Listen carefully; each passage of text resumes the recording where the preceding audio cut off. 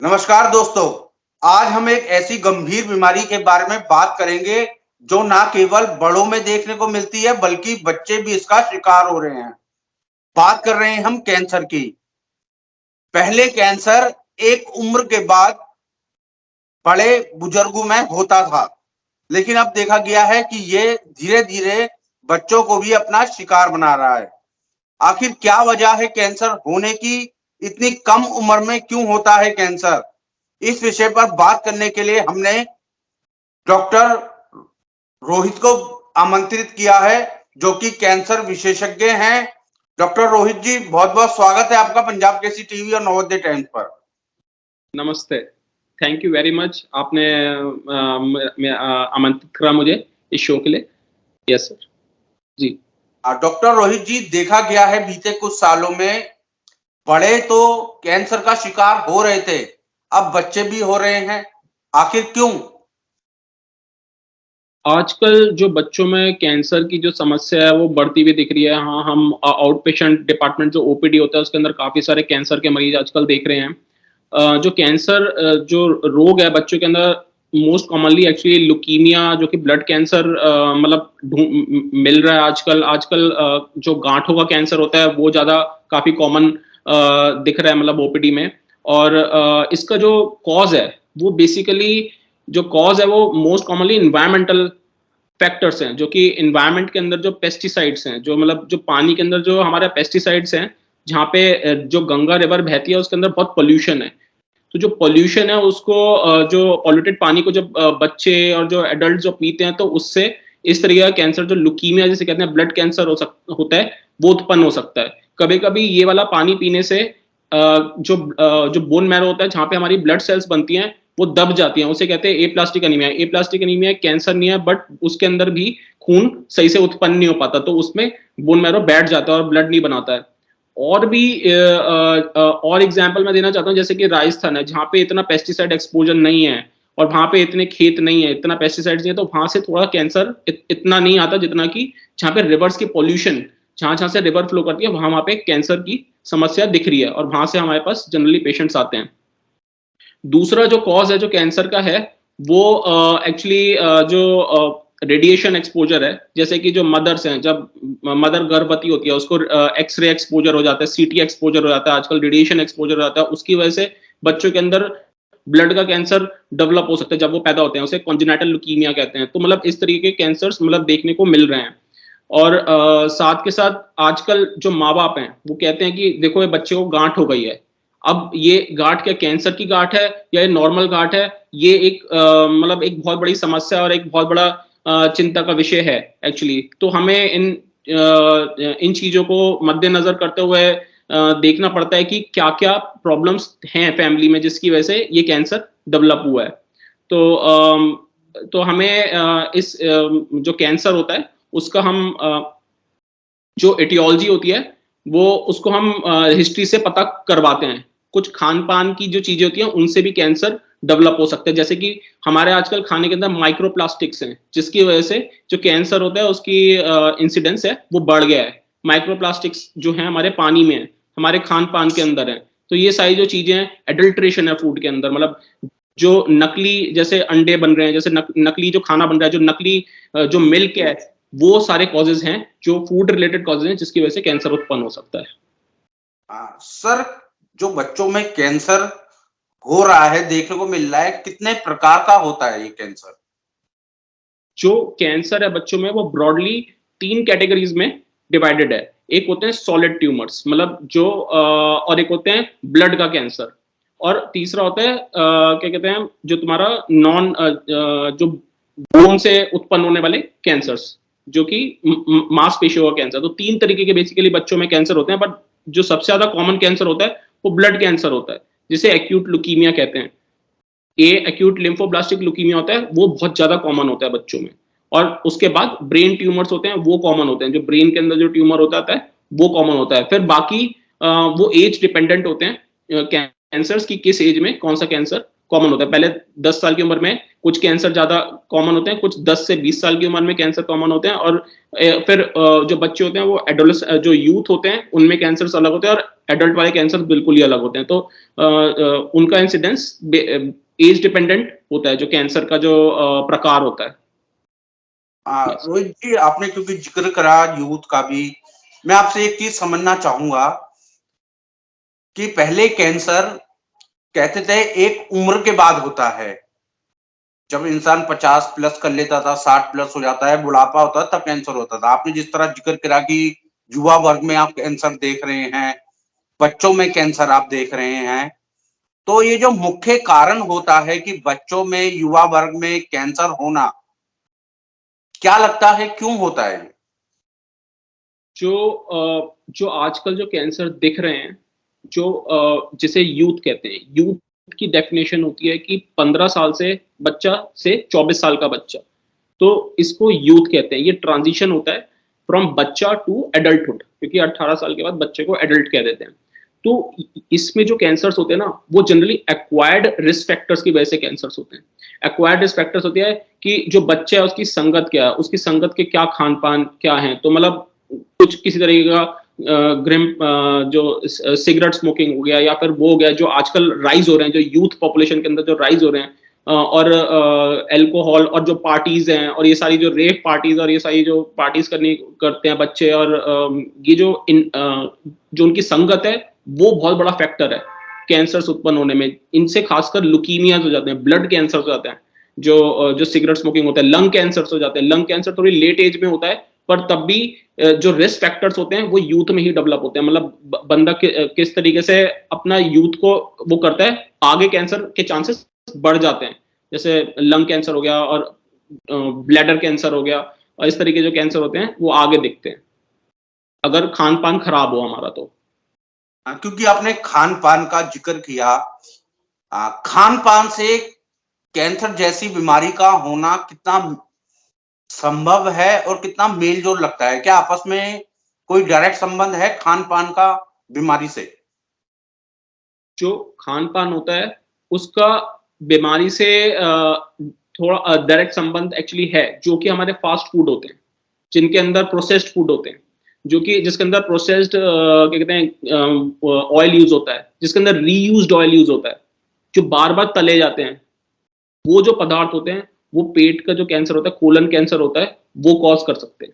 वो पेट के अंदर, वो पेट को गैस्ट्रिक कैंसर होता है, वो कॉज कर सकते हैं। जो फ्राइड फूड होते हैं, जो इस तरीके से जो फूड बनाए जाते हैं, ठीक है। प्लस क्या कहते हैं, जो हमारा हमारे क्या कहते हैं फूड्स के अलावा और जो चीजें जो होती हैं, जो कि प्रोसेस्ड चीज, प्रोसेस्ड क्या कहते हैं मीट जो प्रोसेस्ड होती है, उसकी वजह से कैंसर्स बनने के चांसेस होते हैं। जो प्रोसेस्ड फिश होती है, जो कैंड फिश होती हैं, इनके अंदर क्या कहते हैं टॉक्सिन्स प्रोड्यूस हो जाते हैं, उनकी वजह से क्या कहते हैं कैंसर्स उत्पन्न होने के चांसेस होते हैं, जनरली पेट के जो कैंसर्स होते हैं। और जनरली जो लोग जो होते हैं बहुत ज्यादा एविएशन करते हैं, उनको कभी कभी स्किन के मतलब कैंसर्स होने के चांसेस होते हैं, जो ज्यादा एयर ट्रेवल करते हैं, जो मतलब ज्यादा, क्योंकि अल्ट्रावायलेट एक्सपोजर उन्हें ज्यादा हो जाता है, तो ये बेसिकली कॉजेज होते हैं। रोहित जी, एक चीज और जानना चाहेंगे आपसे। आपने जिस तरह जिक्र किया, लक्षण जो होते हैं वो कैंसर के, वो कैसे पहचाने? ये आपका सवाल बहुत ही अच्छा सवाल है। बात करें बच्चों की, तो उनके लक्षण कैसे पहचाने कि हमारे बच्चों को कैंसर हो सकता है, या उसके शुरुआती लक्षण देखने को मिलने हैं, तो आप कुछ शुरुआती लक्षण बता सकें?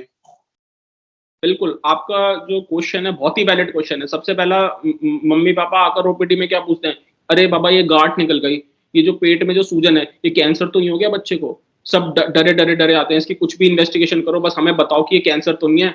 तो मतलब बहुत डर जाते हैं माँ बाप कि हल्की सी भी गांठ अगर उत्पन्न हो जाए, कुछ भी, मतलब जो बच्चे का लिवर में या तीली जो बढ़ जाती है, जो स्प्लीन जिसे कहते हैं, वो बढ़ जाती है, तो एकदम डर जाते हैं। तो हमें एक्चुअली माँ बाप को सबसे पहले ये समझाना है कि जो हर गांठ है वो कैंसर की गांठ नहीं है। वो जो मुंह का जो इन्फेक्शन होता है उसकी वजह से भी गर्दन में गांठें आ सकती हैं। तो एकदम से हमें मतलब कैंसर का इन्वेस्टिगेशन करने की जरूरत नहीं है उस केस में। हम सबसे पहले एंटीबायोटिक होती है उसका कोर्स देते हैं कि इन्फेक्शन होगा तो वो बैठ जाएगा, वो गांठ छोटी हो जाएगी। अगर अगर गांठ छोटी जाती है तो इन्फेक्शन की वजह से थी, पर अगर गांठ छोटी नहीं होती और उसमें दर्द नहीं होता तो वो कैंसर वाली गांठ ज्यादा है। पर अगर एक गांठ में दर्द हो रहा है और सूजन है और लाल है, वो चांसेस कम है कि वो कैंसर हो। पर जिस गांठ में दर्द नहीं हो रहा, वो गांठ एंटीबायोटिक के बाद बैठ नहीं रही है, जो कहीं पे भी शरीर में गांठ निकलती है और लंप बनता है, वो नहीं बैठता है, तो most likely it is cancerous. ठीक है, तो ये वाली चीजें हमें नोटिस करनी पड़ती हैं। हमें ये भी माँ बाप से पूछना पड़ता है कि बच्चे का वजन तो नहीं गिर रहा है, बच्चे को ज्यादा पसीने वसीने तो नहीं आता है, बच्चा खान पान कम तो नहीं कर रहा, क्योंकि कैंसर में ये सारी चीजें भी होती हैं। वजन गिर जाता है, खाता पीता नहीं है बच्चा, कमजोरी महसूस होती है उसे, ये सारी चीजें भी कैंसर में पाई जाती हैं। साथ में साथ गांठ के अलावा और भी होता है, जो पेट के अंदर क्या कहते हैं, कभी कभी सूजन हो जाती है लिवर में या स्प्लीन में, और तो मतलब उसे डायरेक्टली हम कैंसर नहीं कर सकते। हमें पहले बेसलाइन अल्ट्रासाउंड करेंगे, हम देखेंगे कहीं कुछ और कोई और इन्फेक्शन तो नहीं है, क्योंकि जो इंडिया है उसके अंदर पहले इन्फेक्शन को रूल आउट करना पड़ता है, पहले टीबी को रूल आउट करना पड़ता है, पहले इन्फेक्शियस गांठों को रूल आउट करना पड़ता है। ये सारी चीजें हमें पहले चेक करनी पड़ती है कि ये तो नहीं चल रहा। हम फिर उसके बाद सारा जब इन्फेक्शन रूल आउट हो जाता है, तभी हम क्या कहते हैं, जो हमारे कैंसर की जो जांचें होती हैं वो हम आगे करते हैं, जिसके अंदर बोन मैरो करना पड़ता है, कभी कभी जो ब्लड कैंसर होते हैं, कभी कभी हमें पेट सीटी स्कैन करना पड़ता है, ये वाली चीजें करनी पड़ती हैं। पर हर गांठ कैंसर की गांठ नहीं है। पहले इन्फेक्शन को ढूंढो, इन्फेक्शन को ट्रीट करो। अगर गांठ बैठ जाती है तो इन्फेक्शन की वजह से, जो कि मोस्ट कॉमन है, पर अगर नहीं बैठती तो सुई डालकर हम उस गांठ की जांच कर लेंगे, उसे माइक्रोस्कोप में देख लेंगे कि वो कैंसर की गांठ है या नहीं, और उसे निकालना है या फिर उसको दवाई देनी है, कीमोथेरेपी जिसे कहते हैं, और उससे गांठ छोटी हो सकती है। डॉक्टर रोहित कपूर जी, काफी महत्वपूर्ण आपने जानकारी ये दी, और जब ये इंटरव्यू आपका प्रसारित होगा तो पेरेंट्सों को कहीं ना कहीं कुछ राहत मिलेगी कि हर गांठ, जिस तरह आपने जिक्र किया, हर गांठ कैंसर नहीं होती। इस तरह के, जैसे आपने गांठ का एग्जाम्पल दिया, पेट का एग्जाम्पल दिया, शुरुआती लक्षण जो समझना चाहूंगा किसी कैंसर के, वो शुरुआती लक्षण होते क्या हैं, पता चल जाए कि शुरुआत में ही कि ये लक्षण है। बिल्कुल, ये भी बहुत अच्छा आपने क्वेश्चन पूछा है। एक्चुअली जो जो मैंने 3 तरीके के कैंसर बताए थे, ब्लड कैंसर, जो ब्लड कैंसर होता है उसके अंदर क्या होता है, बच्चे के ना ब्लीडिंग होनी स्टार्ट हो जाती है, गांठ बननी स्टार्ट हो जाती है, कमजोर हो जाता है बच्चा, उससे बुखार आता है, और जो कि किसी दवाई से बैठता नहीं है, किसी एंटीबायोटिक से नहीं बैठता, वो वाला बुखार प्रॉब्लम है। अगर प्लेटलेट कम हो जाती है, क्योंकि बोन मैरो के अंदर हमारी ब्लड सेल्स बनती हैं, तो जो कैंसर सेल्स होती हैं वो क्या करती हैं, बोन मैरो को ना पूरा ऑक्यूपाई कर लेती है, तो नॉर्मल सेल्स बन ही नहीं पाती, तो प्लेटलेट कम हो जाती है। तो इस तरीके से जो बच्चा होता है प्रेजेंट करता है, उसे ब्लीडिंग होती है, उसे बुखार होता है, इन्फेक्शन की तरह कमजोर होता है बच्चा, तो इस तरीके उसका तीली बढ़ जाती है, उसका लिवर बढ़ जाता है, ये सारी जो चीजें होती हैं ये ब्लड कैंसर में दिखी जाती है। अगेन, अगर एक बच्चा है, उसको बुखार आ रहा है, उसका वजन गिर रहा है, उसे बहुत ज्यादा पसीने आ रहे हैं, तो और गांठें हैं, तो वो लिम्फोमा कहते हैं उसे, वो लिम्फोमा वाला कैंसर होता है। उसमें गांठ जो होती है लिम्फ नोड के अंदर, बैड सेल्स हैं उसके अंदर एक्यूमुलेटेड। ठीक है, उसी तरीके से अब दिमाग का जो कैंसर होता है, जो अराउंड सेकंड मोस्ट कॉमन होते हैं, तो उसके अंदर बच्चे को दौरे आएंगे, या फिर बच्चा जो होगा वो ढंग से नहीं बोलेगा, लेट बोलना स्टार्ट करेगा, लेट चलना स्टार्ट करेगा, हाथ पैर झटकाएगा, बातों को नहीं समझेगा। तो ये सारी चीजें ब्रेन के ट्यूमर्स के अंदर मिलती हैं। और जो जो कैंसर जो होते हैं, जो किडनी का कैंसर होता है, जो अर्ली एज ग्रुप में कॉमन होता है, उसके अंदर जो मम्मी अगर जो जब नहला रही होगी बच्चे को, क्योंकि छोटे बच्चे खुद तो नहा नहीं सकते, तो अब जब मम्मी नहला रही होंगी बच्चे को, तो लगेगा भाई पेट इसका यहाँ से फूल रहा है, वो छूने में लगेगा, तो मम्मी को भी ये चीज देखनी पड़ेगी कि कोई गांठ तो डेवलप नहीं हो रही, कोई स्वेलिंग तो डेवलप नहीं हो रही पेट में, जो कि हार्ड सी है, और जैसे बच्चे को दबाने से दर्द नहीं हो रहा है। ये सारी चीजें मदर को भी देखनी पड़ेंगी, क्योंकि बच्चा तो बताएगा नहीं, बच्चे को तो छूकर ही नहलाते टाइम चीजें पता चलेगी कि गांठ है या नहीं।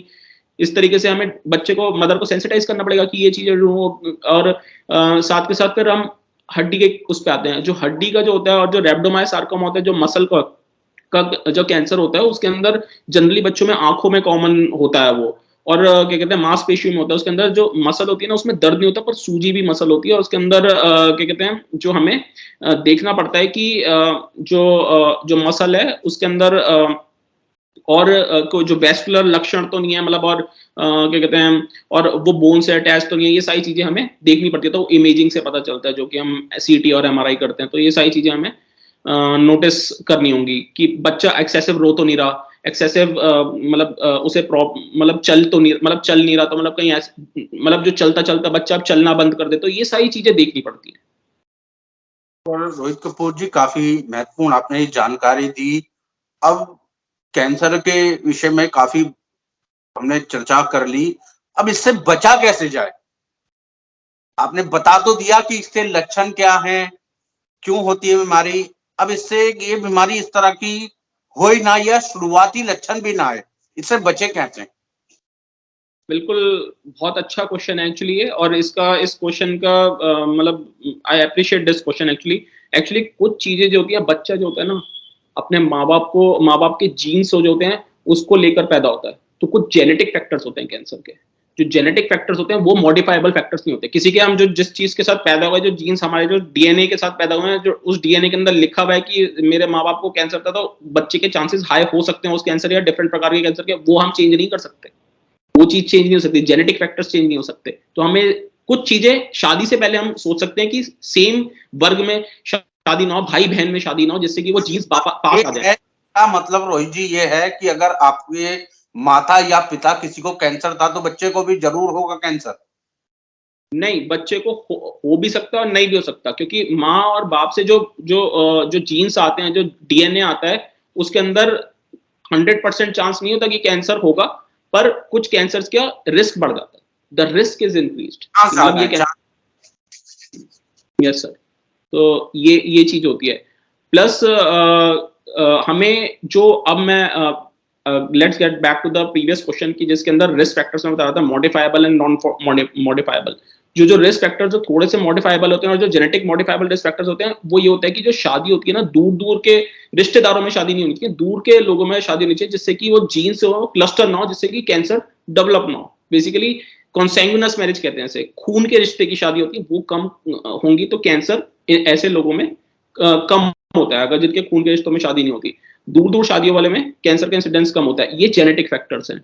और एक नॉन जेनेटिक फैक्टर्स होते हैं, जो कि इन्वायरमेंटल फैक्टर्स होते हैं, जो कि इन्वायरमेंटल रिस्क फैक्टर्स होते हैं। उसके अंदर तुम्हें जैसे यूथ हो गया, उन्हें सेंसिटाइज करो कि खान पान अपना ठीक रखें, फास्ट फूड कम खाएं, जो अपनी संगत अच्छी रखें, मतलब जो फोकस है पार्टीज में कम करें, क्योंकि आजकल अब वो बनता जा रहा है, ट्रेंड बनता जा रहा है कि भाई हमें फ्रेंड हैं वो पार्टी करेंगे, ऐसा ऐसा। ये सारे ट्रेंड चेंज होने चाहिए। ये सारे यूथ के अंदर जो इश्यूज हैं, ये they have to be addressed. जो छोटे बच्चे हैं उनको बहुत कम एक्सरे एक्सपोजर होना चाहिए, उनको सीटी कम से कम कराना चाहिए, क्योंकि सीटी कराएंगे तो सीटी से जो रेडिएशन मिलेगी उससे कैंसर उत्पन्न होने के चांसेस होते हैं। तो बच्चों के अंदर एमआरआई प्रेफर करना चाहिए as a imaging, ultrasound prefer करना चाहिए as a imaging to see for any swelling. अगर गांठ हो गई तो सीधा सीटी नहीं करेंगे उसका, हम पहले अल्ट्रासाउंड करेंगे या सुई की जांच करेंगे, जिससे कि रेडिएशन नहीं मिलेगी उसे, तो कैंसर होने के चांसेस नहीं होंगे, मतलब कम हो जाएंगे। मतलब एमआरआई में तो होता ही नहीं, और अल्ट्रासाउंड में तो नहीं होते। सीटी में बहुत, एक सीटी 100 एक्सरेज के बराबर हो जाता है, तो कितना ज्यादा एक्सरेज होगा एक बच्चे को। तो वो चीजें हमें ध्यान रखनी है, इन्वेस्टिगेशन ध्यान से करनी होती है, मतलब सोच समझ के। और जो बच्चे को होता है, ध्यान से जब भी मतलब मदर नहलाए खिलाए पिलाए, तो बच्चे के तौर तरीके को नोटिस करें, कुछ चेंज तो नहीं हो रहा, मतलब मुंह तिरछा तो नहीं हो रहा, या फिर पेट में सूजन तो नहीं आ रही, या पहले बच्चा चलता था अब चल नहीं रहा, नई गांठ आ गई, बच्चा कमजोर हो रहा है, उसे पसीने आ रहे हैं, ब्लीडिंग हो रही है। ये सारी जो चीजें होती है नोटिस करनी पड़ती है। ये मदर को ही सबसे पहले सेंसिटाइज होना पड़ेगा, पेरेंट्स को सबसे ज्यादा सेंसिटाइज होना होगा, ये चीजें हम देखें। और जो जैसे मैंने बताया, जो रेडिएशन से बचना है, खान पान को ठीक करना है, जो पानी है वो मतलब स्वच्छ होना चाहिए, आरओ वाला पानी होना चाहिए, ट्यूबवेल वाला पानी नहीं, जमीन का पानी नहीं पीना जिसमें पेस्टिसाइड होते हैं। ये सारी चीजें ध्यान रखनी पड़ती हैं, ये इंपॉर्टेंट थिंग्स हैं। तो बिल्कुल, अगर आप भी बच्चे में कुछ इस तरह के लक्षण देखें तो जरूर अपने नजदीकी डॉक्टर से एक बार संपर्क करें, और जरूरत पड़ने पर कैंसर रोग विशेषज्ञ से बातचीत करें और अपने बच्चे को दिखाएं। बहुत बहुत शुक्रिया सर, आपने ये महत्वपूर्ण जानकारी दी, और पंजाब केसरी टीवी और नवोदय टाइम्स से बातचीत करने के लिए शुक्रिया।